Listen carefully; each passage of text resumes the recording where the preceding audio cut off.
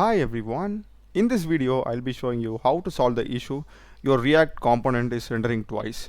So here I'm having a default React app, and inside my app function I'm just having a console named render.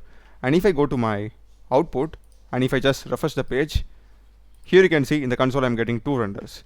So let's see how we can solve this. And this is not a bug or something in the code. This is how React.js works in local. This is just a normal feature on its own.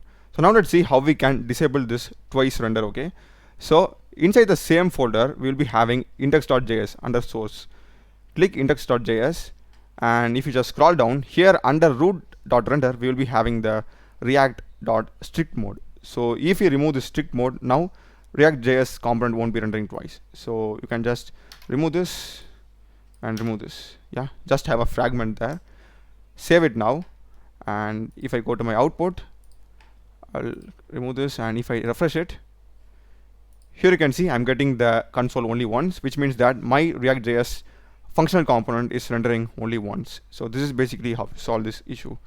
So I hope you'd have found this video useful. Do check the playlist of my channel. I've done a lot of videos in web development, AI, as well as CRUD operations. Check the playlist, subscribe me.